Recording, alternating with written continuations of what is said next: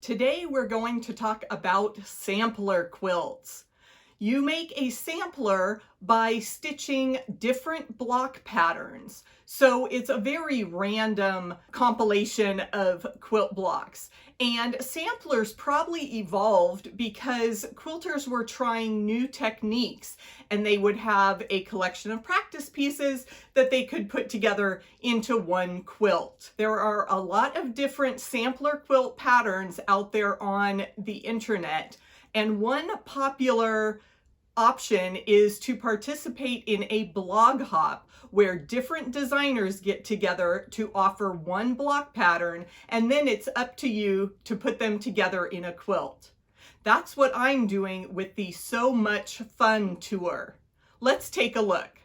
And stay to the end because I am presenting my fabric pull card trick block. All of the information for the So Much Fun tour is on this website, blockofthemo.com.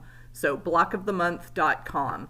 And we just click on our So Much Fun logo and you can see all of the blocks. So the more current selections are up at the top, and every contributing designer is linked so you can find their websites and explore all their fun designs. Scrolling down, wouldn't that be a fun block if you have an embroidery machine to make your bobbin tray? And I really like this embroidered sewing machine.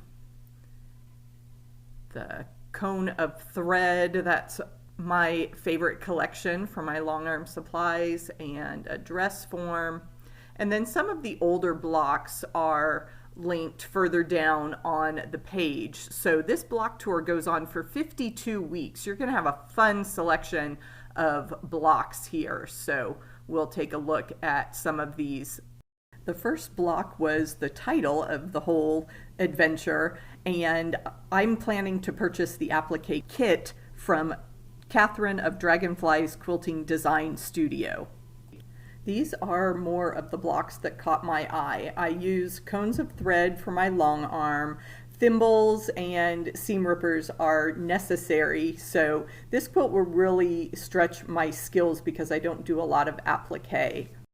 So many fun representations of the tools that we use every day in our sewing studios and our quilting adventures. Now, I don't have enough for the whole quilt, so I'm definitely keeping my eye out for future blocks. And all the information about the blog hop is in the description below. I'm going to jump into EQ8 because I want to plan my new sampler quilt. So I think just a basic horizontal layout is going to work for these blocks, and I know all my sampler blocks are 6 inches, so I'll put that value in for the block size. And then working with the sashing sizes, I want it fairly small because I don't want this project to get too big. I thought it would be fun to just make a little wall hanging to put on the door of my sewing room. So I'm going to keep that sashing about 1 inch. And then with 6-inch blocks, again, I don't want to get too big of a border, but I do want it to be a little bit bigger than the sashing. So I'll go with 2.5 there. And I'm just going to drop in some of the basic blocks here. I know all my block designs are coming from the So Much Fun tour, so I'm just going to hold the place to get an overall feel for the size with these blocks. Then it's time to drop in some fabric colors for our sashing. And this is True Blue Quilts, so I'll go to my blue shades. And again, it is only for planning purposes. I'm going to select my actual fabrics from my stash. Once I get the individual blocks made, I can decide what is going to work best for sashing and borders. But I want to get an estimate of the yardage. So I do want to fill everything in. I can see that my quilt finishes right now about 25 by 32. So that's a convenient feature of the electric quilt software, is it gives you those sizes. And then I will come up to the yardage button. This is a great tool from this software. And I can preview the quilt and it will give me all the sizes. You do need to zoom in for a little bit. And I'm going to ignore all those extra colors from the blocks and only focus on those bottom selections of colors that are my border and sashing, and not too much of a yardage requirement there, so I can definitely find that in my stash. I'm delighted to be one of the designers for the So Much Fun tour. You can find all the instructions for this block on my blog, truebluequilts.com.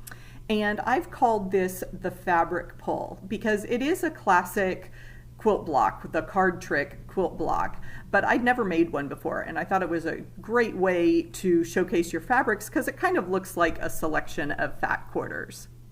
The card trick block is made up of all triangle units. So you've got some half square triangles. I like to use the 2 at a time method to make those. And then there are some quarter square triangles. So you need to take your fabric squares and cut them twice on the diagonal to create those quarter square units. One small triangle of each print fabric will become the quarter square triangle in the center of your card trick block. I call this part the split triangle, and it combines different prints, so it's really helpful to have a diagram that you have labeled with each color so that you know which pieces to put together.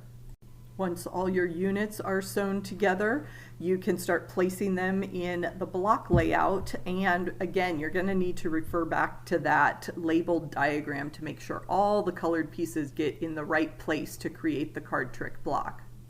When all the units are in place, your block comes together easily as a 9 patch.